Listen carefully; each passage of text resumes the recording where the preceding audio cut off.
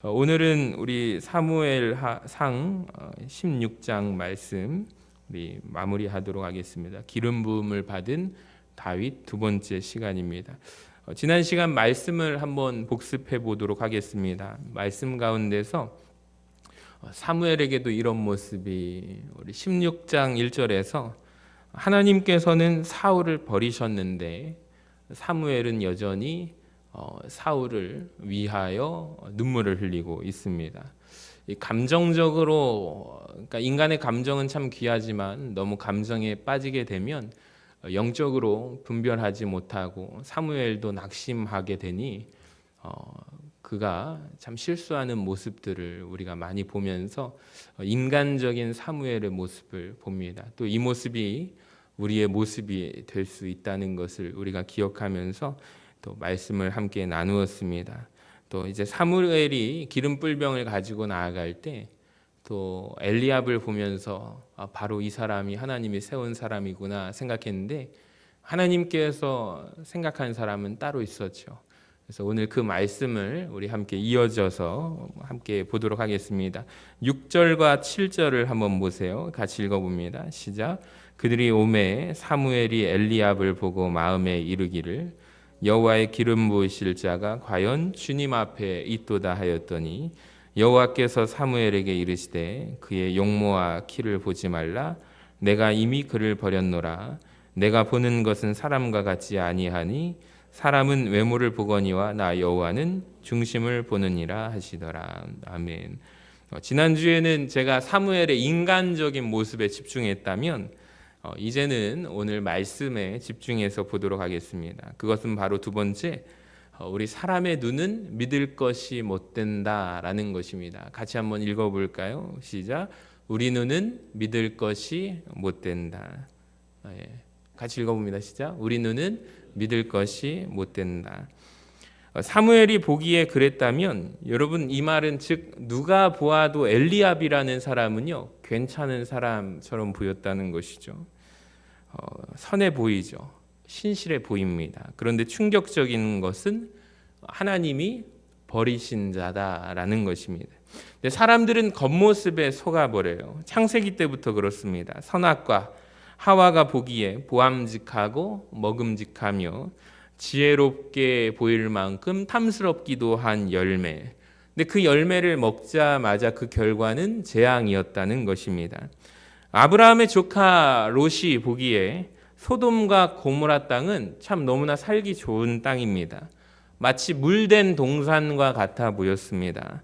그러니까 우리 눈이 믿을 것이 못 된다는 거예요. 가봤더니 그곳은 세상에 하나님께서 심판하실 땅이었다라는 것입니다. 그러니까 우리 눈 때문에 망한 케이스입니다. 하와의 후손들인 우리들이 여러분 이대로 따라하죠. 그러니까 외모 보고 꼭 그 마음에 들어서 결혼을 하면 어떻습니까? 후회하지 않습니까? 그래서 하나님께서 하신 말씀, 저는 이 말씀은 우리 청년들이 꼭 외워야 한다고 생각을 하는데 우리 청년들이 한 명도 없네요. 그래서 그 용모와 신장을 보지 말라. 우리 한번 따라해 볼까요? 그 용모와 신장을 보지 말라. 대한민국 남자들에게도 말씀합니다. 그 용모를 보지 말라. 그러니까 대한민국 여자들에게 말씀하십니다. 그의 신장을 보지 말라. 너무 은혜로운 말씀인 것 같습니다. 정말 그런 것 같아요. 남자들이 용모를 많이 본다고 합니다. 물어보는 첫 번째 질문이 예쁘냐? 또 그 다음 질문이 예쁘냐? 세 번째 질문이 예쁘냐라고 합니다. 여자들의 외모를 보죠. 대한민국 여자들은 아직도 신랑감 중에 1등 그 매력을 5가지를 꼽는다면 항상 키가 들어가 있다고 합니다. 그러니까 주님이 보지 말라는 것만 보고 있습니다. 주님께서는 뭘 보라고 하셨죠? 속을 보라, 속 사람을 보라. 근데 겉모습이 아니라 속이 이뻐야 합니다.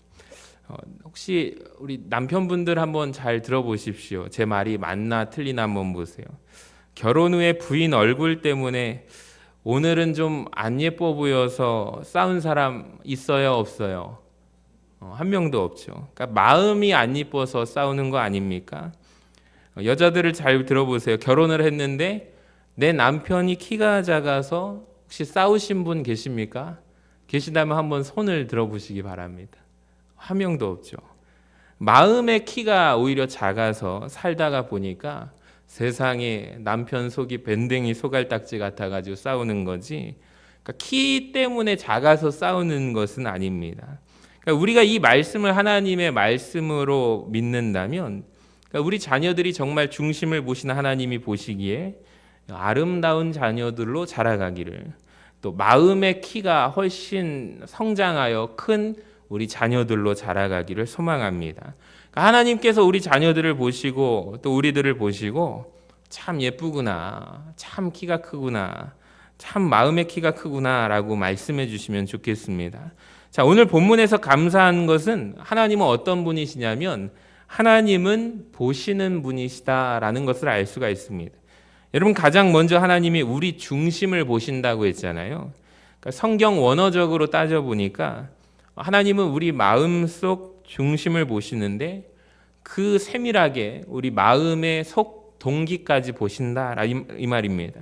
그러니까 한편으로는 이것이 두렵고 한편으로는 감사하죠. 자, 두 번째, 또 오늘 하나님께서 우리의 무엇을 보시냐면 일상을 보신다라는 거예요. 하나님은 우리의 일상을 보시는 하나님이십니다. 하나님이 누구의 일상을 보시냐면 엘리압이라는 인물의 일상을 보시거든요. 보셨더니 그를 버리셨대요. 하나님이 다윗의 일상을 보셨습니다. 다윗을 봤더니 택하십니다. 그러니까 항상 선택에는 이유가 있죠. 버림에도 이유가 있습니다. 하나님이 무엇을 보셨습니까? 성경에 따르면 다윗을 택한 이유 가운데 하나님께서 다윗의 양치는 모습을 보셨답니다. 일상을 보시는 거예요. 근데 다윗이 일상에서 양을 어떻게 치냐면 목숨을 걸고 양을 칩니다. 양을 치는데 사자가 양을 물어가면 우리 같으면 어떻게 할까요? 여러분, 우리가 양을 치고 있는데, 양을 돌보는데 저기 사자가 나타났어요. 아마 발을 동동 구르면서 아이고 어떡해, 큰일 났네. 곰이 지금 양을 물어가면 어떻게 하시겠습니까? 오메 어찌하실까, 그렇게 하면서 막 걱정할 것입니다. 그러니까 다윗은 사자가 양을 물어갔는데 쫓아가서 사자의 입에서 양을 꺼내 온다는 것이죠. 곰이 양을 물어갔는데 쫓아가서 막대기로 쳐서 곰을 죽여서 양을 살려온다는 것이죠. 그러니까 하나님이 자세히 다윗의 일상을 보니까 참 뭐 이런 애가 다 있지라는 생각이 드는 거예요.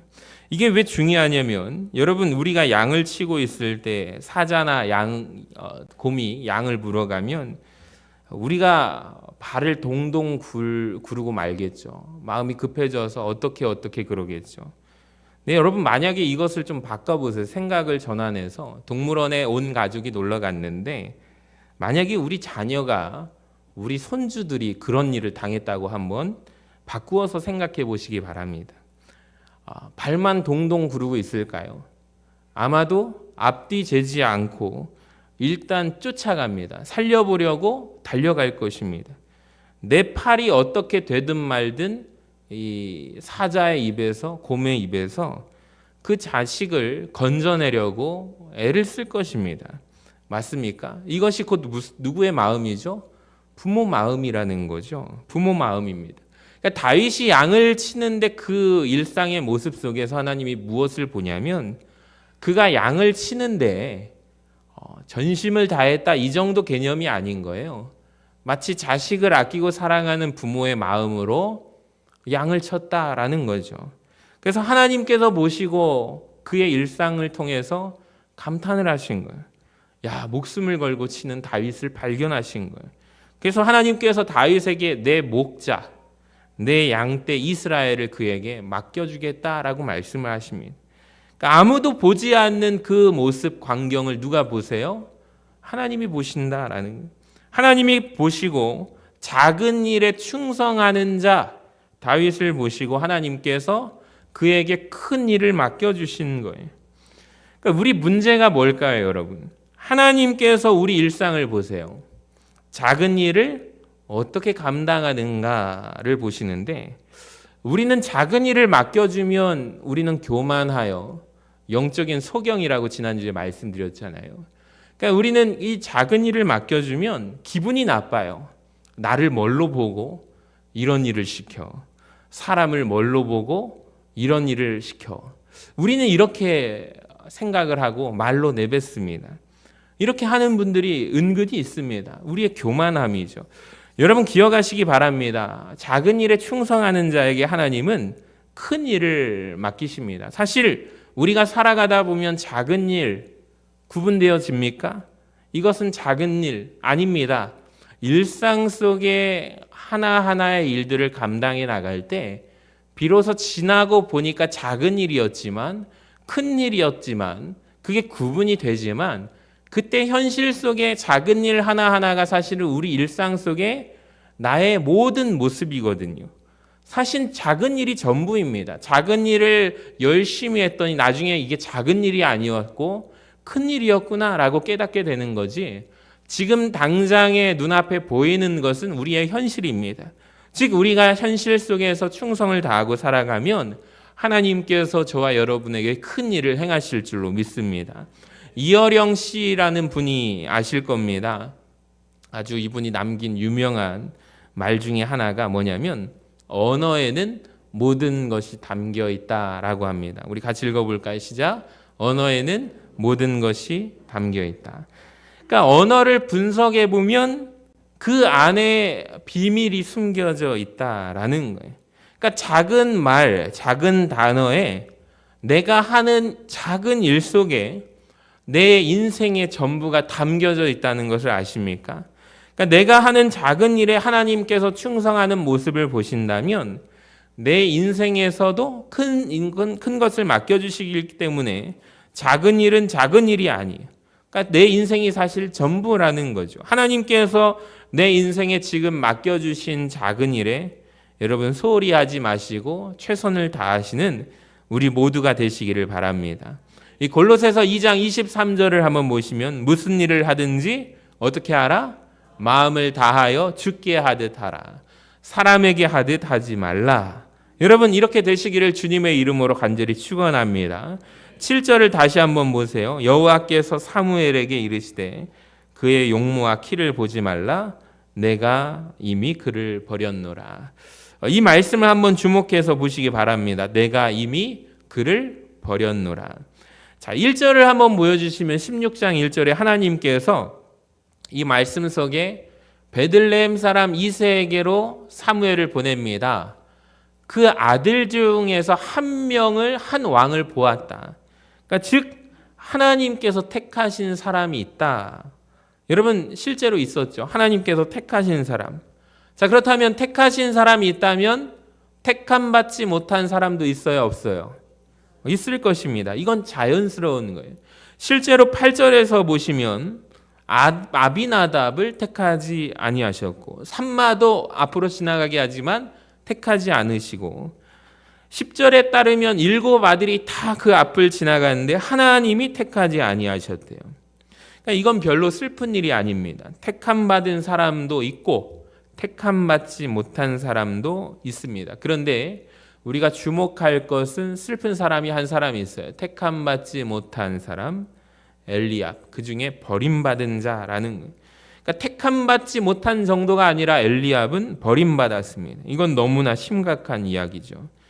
놀라운 것은 여러분 하나님이 택하신 사람이 있고 택하지 않은 사람이 있고 버린 사람도 있는데 모두가 한 집에서 살아요. 여러분 참 놀라운 이야기 아닙니까? 다시 말해서 이 말은 환경이 동일하다라는 거예요. 한 집에 8명의 형제가 동일한 밥을 먹고 한 부모 밑에서 동일한 교육을 받고 살아갑니다. 어떤 사람은 택함을 받았어요. 어떤 사람은 택함 받지 못했습니다. 버림받았습니다. 그러니까 많은 사람들이 환경 탓을 해요. 근데 환경 탓할 일이 하나도 없습니다. 동일한 환경에서 어떻게 사느냐에 따라서 누구는 다윗처럼 선택받고 누구는 엘리압처럼 버림받는 것뿐입니다. 여러분 우리가 환경 탓하지 마시기 바랍니다. 그러니까 여기에서 어떻게 하느냐에 따라서 하나님께 쓰임받을 수 있고 즉 다시 말하면 버림받을 수도 있다는 거예요. 환경을 탓하지 마시고 내가 어떤 삶을 살았나? 이게 참 중요하다라는 것입니다. 11절을 보세요. 사무엘이 이새에게 이르되 내 아들들이 다 여기 있느냐? 이새가 말하죠. 아직 누가 남았어요? 막내가 남았는데 양을 지키나이다. 여러분 한번 생각해 보세요. 식사 자리에도 초대받지 못한 막내 사무엘이 이새에게 이르되 사람을 보내어 그를 데려오라. 그가 여기 오기까지는 우리가 식사 자리에 앉지 아니하겠노라. 12절 이에 사람을 보내어 그를 데려오매 그의 빛이 붉고 눈이 빼어나고 얼굴이 아름답더라. 여호와께서 이르시되 이가 그니 아무도 주목하지 않았던 식사 자리에 부르지도 않았던 그를 내가 기름 부을 왕이니 그에게 기름을 부으라 말씀하십니다. 11절을 보시면 막내가 남았는데 라고 되어 있습니다. 찾으셨나요? 세 번째 줄에 보면 이르되 아직 막내가 남았는데 한번 따라해 볼까요? 하가탄. 이가탄 아니고요. 따라해 볼까요? 하가탄. 하가탄입니다. 하가탄은 가장 어린이라는 뜻이 있거든요. 가장 작은이라는 뜻입니다. 그러니까 또 심지어 하가탄이라는 단어 속에 가장 하찮은이라는 뜻도 있어요. 이걸 하가탄이라고 부릅니다. 그러니까 즉 뭐예요? 가장 조그만 놈이 남았는데 이런 뜻입니다. 즉 우리 집에서 별 볼 일 없는 애가 한 명 있는데 이 뜻입니다. 다윗은요 집에서 존재감이 없던 아들이라는 거예요. 세상에 목사님이 집에 와서 가정신방 하는데 부모가 얘는 부르지도 않아요. 초청도 하지 않는 아들입니다. 그러니까 즉 이 말은 집에서 아무도 주목하지 않는 아들이었다는 것입니다. 놀랍습니다. 근데 다윗은 사실 영적인 거인이잖아요. 사람들은 말합니다. 하가탄이라고. 아무도 몰라봐요. 엄마도 몰라보고 아빠도 몰라보고 심지어 형제들도 몰라봅니다. 처음에 사무엘도 그를 몰라봐요. 근데 감사한 건 누가 그를 알아봐요? 하나님만이 그를 알아보신다는 거예요. 그러니까 사람들은 기억도 못해요. 알아주지도 않는 그 사람을 보시는 분이 계신다라는 거죠. 요셉도 마찬가지예요. 형들에게 왕따입니다. 아무도 요셉을 인정하지 않습니다. 하나님만이 요셉을 인정하시잖아요. 설교 후에 부를 찬양이 내 이름 아시죠? 라는 찬양인데 하나님 제 이름 아시나요? 사람들은 저를 잘 몰라요. 아무도 나를 알아주지 않습니다. 근데 주님은 우리를 알아주신다는 거예요. 참 감동입니다. 여러분 사람들에게 인정받지 못해도 괜찮습니다. 다윗도 역시 하가탄입니다. 근데 하나님이 그를 택하십니다. 하나님이 다윗을 찾아내어 발견하고 내가 기쁘다라고 말씀하십니다. 여러분 우리가 하나님을 기쁘게 한다면 하나님은 우리를 찾아내시고 발견하시는 줄로 믿습니다. 그리고 사용하십니다. 전능하신 하나님께서 한참을 찾다가 드디어 찾아냈도다. 여러분 이 표현 나오잖아요. 내가 내 종 다윗을 내가 발견했도다. 내가 그래서 기쁘단다. 그러니까 이 말은 즉 무슨 말이냐면 그런 사람들이 온 땅에 많아요, 적어요? 많지 않다는 거예요. 그런 사람들이 많지 않으니까 하나님께서 온 땅을 두루 감찰하사 찾으셔야만 했다는 것을 아십니까? 이스라엘 민족을 두루두루 찾다가 다윗을 만나니까 내가 너무나도 기쁘도다. 여러분 이 시대 가운데서도 저는 하나님께서 온 땅을 두루 감찰하사 지금도 하나님의 종들을 찾고 계시는 줄로 믿습니다. 그러니까 사람들은 나를 몰라줘도 괜찮아요. 그러니까 내가 하나님 앞에서 잘 살려고 몸부림치면 내가 주님의 기쁨 되려고 하면 괜찮습니다. 주님이 나를 찾아내시고 기뻐하시고 사용하실 줄로 믿습니다. 여러분 하나님을 기쁘시게 하는 자들이 되어주시기를 간절히 소망합니다. 13절과 14절을 보세요. 사무엘이 기름 뿔병을 가져다가 그의 형제 중에서 그에게 부었더니 이날 이후로 다윗이 여호와의 영에게 크게 감동되니라. 사무엘이 떠나서 라마로 가니라. 그 다음 14절을 같이 읽어봐요. 시작. 여호와의 영이 사울에게서 떠나고 여호와께서 부리시는 악령이 그를 번뇌하게 한지라. 아멘.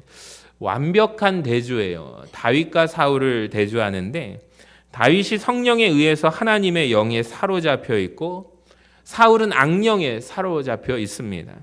완벽한 대조죠. 여러분, 그러니까 즉 우리는 하나님의 영에 사로잡혀 살아갈 수가 있고요, 악한 영에 사로잡혀서 살아갈 수도 있는 것 같습니다. 그러니까 왜 다윗은 하나님의 영이 사로잡았고 왜 사울에게는 악령이 임했을까요? 제일 먼저 악령 이야기를 하겠습니다. 악령은요, 악할 뿐만 아니라 더러운 영입니다. 여러분 맞죠? 맞으면 좀 아멘 하시기 바랍니다. 네. 성경에서 예수님께서 귀신을 향하여 하는 묘사 속에 빠지지 않고 등장하는 수식어가 뭐냐면 이 더러운 귀신아 라고 외치는 거예요. 거의 모든 성경에 보시면 이 더러운 귀신아. 그러니까 귀신은 더러운 영입니다. 더러운 영은 어디에 모일까요? 더러운 곳에 모입니다. 여러분 아십니까? 그러니까 영적인 원리도 똑같아요. 영적으로 더러운 곳에 더러운 영이 가게 되는 것입니다. 사울에게 어둠의 영이 임했다는 말은 사울의 영적 상태가 더러웠다 이 말입니다. 어두웠다 이 말입니다. 성령님은 성결의 영이라고 제가 지난번에 말씀드렸습니다. 거룩하신 영입니다. 근데 거룩하신 영은 그곳에 가기 싫어하십니다. 자, 그렇다면 악령에 사로잡힌 사람들이, 악령에 사로잡힌 많은 이들이 근본적으로 해결해야 할 일들은 뭘까요? 그러니까 오늘 본문이 참 너무 귀하거든요. 많은 사람들이 예배를 드리잖아요. 오늘 본문을 보면 비슷한 일을 사울이 시도합니다. 16절과 17절을 보세요. 원하건대 우리 주께서는 당신 앞에서 모시는 신하들에게 명령하여 수금을 잘 타는 사람을 구하게 하소서. 하나님께서 부리시는 악령이 왕에게 이를 때 그가 손으로 타면 왕이 나으시리이다. 일종의 그러니까 음악 치료를 하는 거예요. 잠깐의 효과가 있습니다. 23절도 한번 보시면 하나님께서 부리시는 악령이 사울에게 이를 때 다윗이 수금을 들고 와서 손으로 탄즉 사울이 상쾌하여 낫고 악령이 그에게서 떠납니다. 그런데 문제는 앞으로 성경을 읽어보시면 알겠지만 악령은 영원히 떠난 것이 아니에요. 또 찾아오게 됩니다.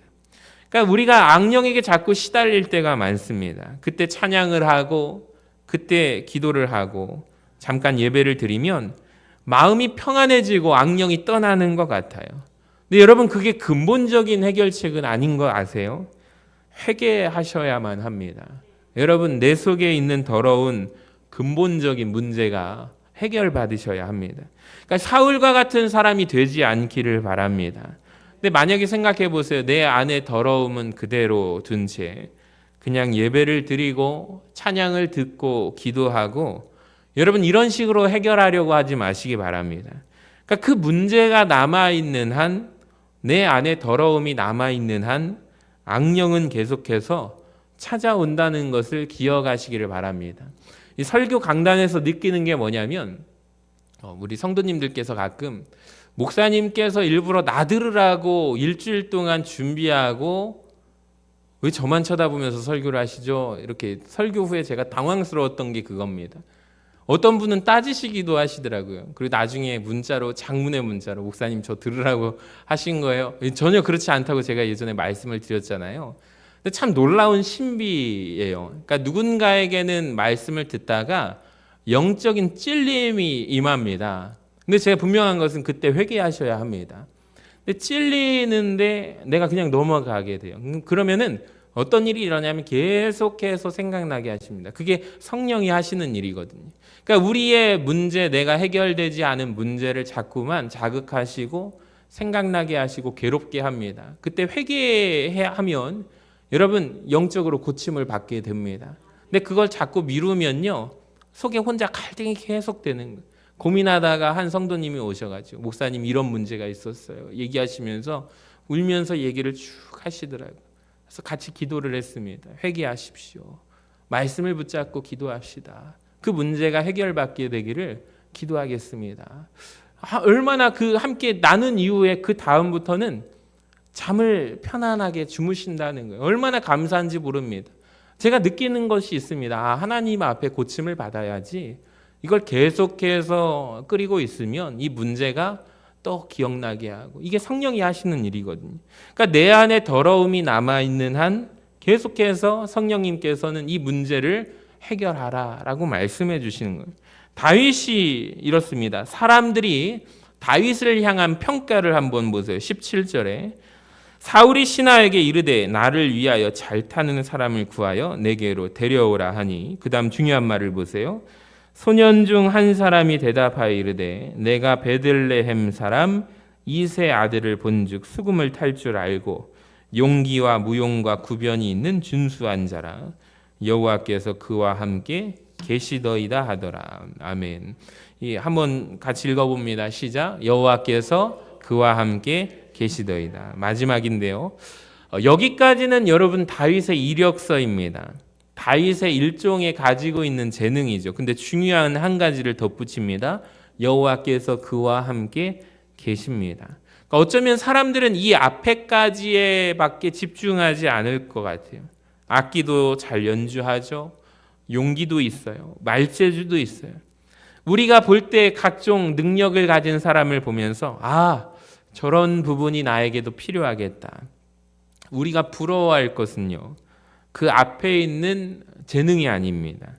그러니까 진짜 충격적이고 매우 놀라운 한 가지의 묘사는 여호와께서 그와 함께 하신다라는 것입니다. 그러니까 다윗이 올라갈 수 있는 인간적인 방법의 최고의 높이 올라가는 위치는 여러분 어디일까요? 저는 궁중악사, 그러니까 음악 치료를 했던 사울의 곁에서 연주했던 연주자까지 올라갈 수 있다고 생각을 합니다. 그러니까 다윗이 열심히 가지고 있는 재능을 가지고 그가 가지고 올라갈 수 있는 높이 최고치는 궁중악사입니다. 근데 하나님께서 그와 함께 하시기 때문에 그는 그것을 뛰어넘죠. 어디까지 올라가요? 이스라엘의 양떼를 하나님께서 맡겨주시잖아요. 왕의 자리까지 올라가게 됩니다. 그러니까 우리가 느끼는 것은 우리가 올라갈 수 있는 최고의 높이가 있는가 하면 하나님께서 함께 하심으로 올리시는 높은 자리가 있습니다. 여러분, 하나님이 나로 말미암아 높은 곳에 다니게 하실 줄로 믿습니다. 놀라운 것은 여호와께서 그와 함께 하시더이다. 누가 말한 거예요?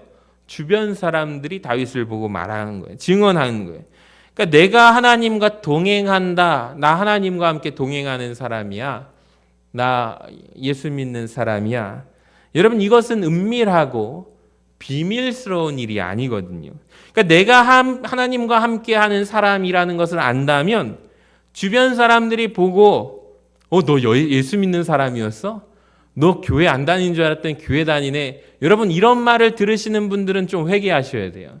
그러니까 내가 예수를 믿고 하나님 믿는 사람이라면 주변 사람들이 보고 드러나고 알게 되어 있다라는 거예요. 요셉을 향한 평가를 한번 보세요. 창세기 39장 2절에 여호와께서 요셉과 함께 하심으로 그가 어떤 자가 되어? 형통한 자가 되어 그의 주인 애굽 사람의 집에 있으니 그의 주인이 여호와께서 그와 함께 하심을 보며 또 여호와께서 그의 범사에 형통하게 하심을 보았더라. 아멘. 여러분, 그 사람이 하나님의 사람인지 아닌지 보면 알아요, 몰라요? 압니다. 사도행전 6장에 나오는 7명의 초대교회 집사님들에 대한 묘사도 성령과 지혜가 충만하여 칭찬받는 사람이었다라는 거예요.